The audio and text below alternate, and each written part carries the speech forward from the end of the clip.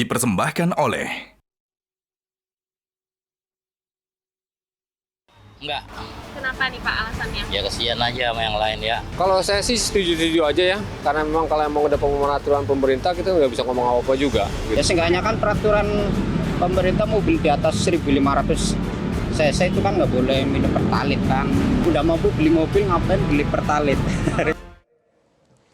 Tapi lagi di hot room, Pak Sugeng, Ketua Komisi 7 DPR, Ketua Komisi 7 DPR RI. Pertanyaannya melalui Zoom.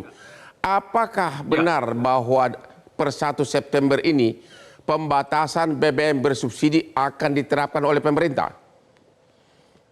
Silakan, ya, Pak. pemerintah yang tahu persis kan itu kalau itu pertanyaannya. Tapi begini pada dasarnya, bahwa isu tentang tepat sasaran memang harus terus-menerus kita gulirkan. Kenapa demikian? Dari hasil studi berbagai studi LPM UI misalnya juga itu memang tinggi sekali, ketidak tepat sasaran itu lebih dari 40%, bahwa subsidi itu mestinya ditujukan kepada masyarakat yang tidak mampu. Maka ya memang subsidi energi di APBN tahun 2024 ini meliputi bahwa BBM tertentu itu 25 triliun, LPG 3 kg yang tinggi 87 triliun, dan untuk listrik 70 triliun. Sementara seperti tadi Pertalite itu adalah berupa kompensasi dan sementara ditanggung dulu oleh Pertamina. Jadi, nah itulah persoalannya. Sudah demikian besar, ketidak tepat sasarannya tinggi sekali. Di LPG 3 kg itu di atas 30% ketidak tepat sasarannya. Di BBM itu lebih parah lagi. Tidak tepat sasaran maksudnya dicuri oleh orang-orang yang tidak berwenang, tidak berhak itu. Betul, betul. Dibeli oleh orang-orang yang tidak berhak. Maka ke depan kalau kami dalam ini boleh namanya DPR ya, dari kami melihat bahwa perlunya memang pembatasan kepada siapa. Sudahlah, Pertalite itu hanya untuk motor misalnya demikian, atau angkutan umum. Jadi jelas motor dan angkutan umum. Selebihnya beli Pertalite adalah dengan harga keekonomian, dan nanti harga keekonominya dihitung. Karena apa? Mau dengan berbagai pendekatan yang ada memang tidak mudah. Idealnya adalah subsidi itu kepada orang, bukan kepada barang. Karena subsidi itu adalah untuk meningkatkan atau mempertahankan kemampuan daya beli masyarakat. Sehingga menyangkut harga BBM ini memang ada 3 faktor yang harus dihitung. Pertama adalah kemampuan daya beli masyarakat. Kedua sudah barang tentu keuangan negara. Dan ketiga jangan diabaikan, yakni adalah BUMN yang mendapat penugasan, yakni adalah Pertamina. Karena semuanya itu ada harganya. Seperti tadi Pertalite misalnya, karena itu dan itu besar, volumenya kurang lebih sampai 31 juta metrik ton, di mana kurang lebih 1 liternya saja subsidi hampir Rp3.000, bisa kita bayangkan. Itu semua masih ditanggung pemerintah, ditanggung oleh Pertamina. Nah, dengan demikian kalau melihat kondisi itu maka sudah waktunya kita ini mencari jalan yang terbaik. Bagaimana agar subsidi itu tepat sasaran. Lagi-lagi, subsidi adalah untuk orang, bukan kepada barang. Mestinya demikian. Pertanyaannya, tapi kan selalu ini wilayah politik yang pemerintah tidak berani beranjak. Dengan defisit APBN yang 90 triliun. Nah, betul apakah sekali. hanya tepat sasarannya itu di energi ini terjadi apa disebut dengan triple hit. Pertama, ICP dilewati. ICP itu Indonesia Crude Price, dikarenakan harga crude dunia naik di atas Indonesia Crude Price. Harga rata-rata dunia sekarang sudah di $87 per barrel. Sementara ICP di APBN tahun 2004 ini adalah 82. Ini sudah selisih $5. Belum di dolarnya. APBN tahun 2024 itu ditetapkan 15.500. Sementara hari ini dolar sudah 16.400. Dan itulah ketiganya adalah tadi Pak Kurtubi sudah menyebut bahwa lifting minyak kita ini adalah terus turun dikarenakan banyak faktor. Salah satu yang disoroti Pak Kurtubi adalah tentang mekanisme aturannya. Tapi ada sisi lain, ada technical, karena selalu yang sekarang dieksplorasi itu ketemu gas dan gas. BBM atau minyak Pak, memang sudah mulai langka dan Pak, mulai ke arah laut dalam. Jadi biaya eksplorasi dan eksploitasinya memang relatif lebih mahal. Nah itulah Pertanyaannya sekarang, Pak, halo Pak. Ya, Apakah dengan defisit APBN yang begitu tinggi 90M, Bapak yakin nggak ada pilihan lain bagi pemerintah harus membatasi subsidi BBM bersubsidi ini dalam waktu dekat? Nggak ada pilihan lain? tampaknya demikian. Kalau kita lihat strategi yang dijalankan untuk menutup defisit itu dengan SAL kan, sisa anggaran tahun lalu. Yang biasanya ini adalah carry over di ujung. Ini baru di pertengahan, belum ujung sudah pakai SAL. Ini artinya apa? Keuangan memang sangat-sangat terbatas. Di sisi lain apa? Ekonomi masyarakat bawah sedang dalam titik yang mulai parah istilahnya. Artinya nih agak berat. Kenapa? Kita lihat NPL non-performing loan di BRI itu sudah di atas 3%, sudah termasuk kategori tinggi. Artinya apa? Selama ini masyarakat bawah yang sangat tergantung dari misalnya BLT dan sebagainya, sekarang sudah mulai terasa problemnya. Nah inilah yang jadi persoalan, sehingga pilihan-pilihan memang sulit. Maka kalau dari Komisi 7 menyarankan, pemerintah harus menggunakan anggaran itu anggaran yang harus berhati-hati. Ada namanya government spending, yang itu adalah juga ada kewajiban lah, semacam yang wajib keluar, yakni adalah bayar ke pegawai, adalah juga untuk subsidi, dan untuk jangan lupa mencicil utang bunga dan pokok utang luar negeri. Itu yang sifatnya wajibnya. Yang lain-lain saya kira harus. Oke, pertanyaan berikutnya Pak. Pertanyaan berikutnya Pak. Negara sudah berat.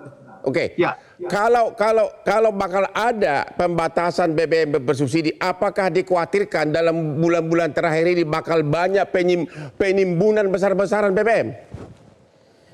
Nah itulah celakanya begitu. Pemerintah itu, kita bisa contoh sebetulnya pemerintah yang lalu.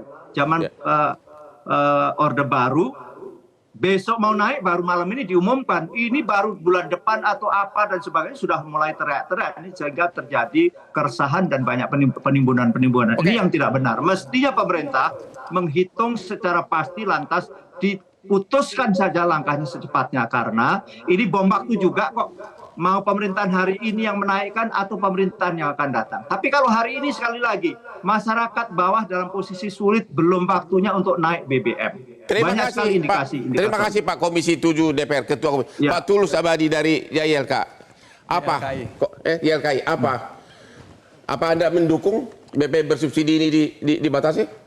Ya, ini persoalannya bukan mendukung atau tidak mendukung, tapi mesti ada konsistensi. Yaitu? Ya, konsistensi di kebijakan, regulasi, dan juga ekonomi. Apa? Menurut saya ya pemerintah dan mungkin juga DPR itu sendiri. Karena kalau tadi Bang Fitra mengatakan ada fatsun ekonomi, sebenarnya ada pelanggaran juga di fatsun undang-undang, bahkan sosial. Mengapa? Karena di Undang-Undang tentang energi, saya kira Pak Qurtubi juga sangat paham bahwa di Undang-Undang nomor 30 tahun 2017 itu disebutkan dengan gamblang bahwa masyarakat yang berhak menerima subsidi energi adalah masyarakat tidak mampu. Sekarang ini yang menikmati siapa? Nah sekarang kita kembali ke terminologi dulu. Siapa yang disebut dengan masyarakat tidak mampu? Nah apakah pengguna mobil pribadi roda 4 itu masyarakat tidak mampu sehingga dia mendapatkan menurut subsidi? Bapak yang mana? Ya menurut saya kalau merujuk kepada konsistensi regulasi yang ada tadi, pertama soal pasal 3 Undang-Undang 30 tadi. Kedua, kalau bicara masyarakat tidak mampu, itu ya rujukannya adalah mestinya data kemiskinan sosial terpadu dari Kemensos. Artinya itu jumlah orang miskin yang jumlahnya 25,22 juta. Dan itu tidak diterapkan. Bukan nggak diterapkan, orang itu sebenarnya yang berhak menerima subsidi, tetapi dia tidak menerima subsidi karena tidak punya mobil, tidak punya motor. Bahkan oleh karena itu ini harus diluruskan siapa sebenarnya terminologi terhadap definisi. Apakah benar BBM bersubsidi itu 40% bocor justru dicolong, dibeli oleh para pengusaha dan dijual ke luar negeri? Enggak. Bukan dicolong sebenarnya, bicara tidak tepat sasaran dalam konteks subsidi BBM, itu ya 70% lebih ini data dari Bank Dunia, karena yang menikmati adalah orang yang mampu, yaitu yang punya kendaraan. Memang mungkin yang sepeda motornya agak rentan, karena 10 sampai 15% pengguna motor memang low income, pendapatannya rendah, ini yang mungkin harus ditelusuri di mana yang berhak itu. Tapi kalau kita bicara pemilik roda 4, ya itulah sebenarnya yang disebut orang yang mampu karena punya mobil, ya, sehingga sebenarnya kalau kembali ke Undang-Undang Energi, ya dia tidak berhak atas subsidi energi, karena artinya kalau kepada Undang-Undang Energi yang berhak menerima subsidi energi adalah masyarakat tidak mampu. Ini eksplisit disebutkan Tapi di dalam. sangat terlalu subjektif definisi tidak mampu itu. Artinya orang punya mobil belum tentu mampu, Pak. Ya makanya pemerintah harus merumuskan yang disebut dengan tidak mampu itu siapa. Kalau di dalam data Kemensos, yaitu ada 25,22 juta. Memang ada juga data rentan miskin yang jumlahnya 62 juta. Nah ini yang kemudian harus diformulasikan. Kita lihat dulu grafis berikut ini. Mobil-mobil yang kemungkinan besar tidak lagi dapat menikmati BBM bersubsidi, ya. Daftar mobil yang terancam tidak boleh isi Pertalite, ya. Wah, ini. Ya, ini banyak benar ini mobilnya nih. Ya. Jadi Anda yang punya mobil ini siap-siap jual, ganti dengan yang lebih murah. Oke? Ganti motor kalau perlu. Ya, iya.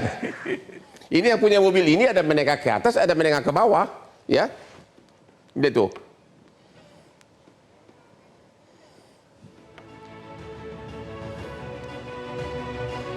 Oke, Pak Pitra. Yes. Jadi gimana nih? Bagaimana menerapkan tepat sasaran? Apa itu mungkin? Ya, jadi memang pertama Mungkin begini. diawasi seluruh Indonesia. Bagaimana itu? Nggak mungkin lah Bang. Nggak mungkin. Agak susah. Sebenarnya kalau kita bicara mengenai apakah BBM bersubsidi itu sudah dibatasi, sebenarnya sudah. Kalau berdasarkan Perpres 191/2014, itu solar memang sudah dikontrol dan dibatasi. Yang memang yang belum itu adalah Pertalite karena belum masuk klasifikasi subsidi.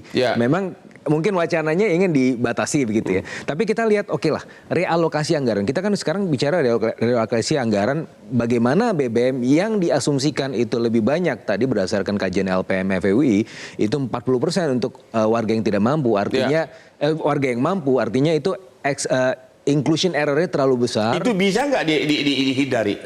Bisa diatasi nggak? Nah, caranya adalah dengan mengurangi subsidi dan mengalokasikan anggaran itu ke orang yang lebih berhak. Sebagai contoh Bang, tahun 2022 ketika BBM itu pertama kali disesuaikan itu naik 30%, ada dana kompensasi BBM, dana BLT 12 triliun dan all in all tahun itu ada 150 triliun bansos ya yang digelontorkan pemerintah tahun 2022. Tapi you know what Bang, pada saat itu defisit kita 2,5% dan pertumbuhan ekonomi itu 5,3%. Artinya sekarang on average 10 tahun itu 5,07% kalau kita keluarkan data pandemi. Artinya 5,3% di tahun 2022 itu artinya dampak ekonomi ketika ada realokasi anggaran itu jauh lebih produktif ketimbang tidak misalnya gitu kan. Berarti kan anggaran memang digunakan secara lebih efisien. Nah, berdasarkan indikator itu memang ya kita harus benar-benar menghitung mana yang subsidi itu yang memang benar-benar tepat sasaran sebagaimana argumen pemerintah. Cuma kan masalahnya adalah tadi saya sepakat juga dengan Pak Sugeng ya.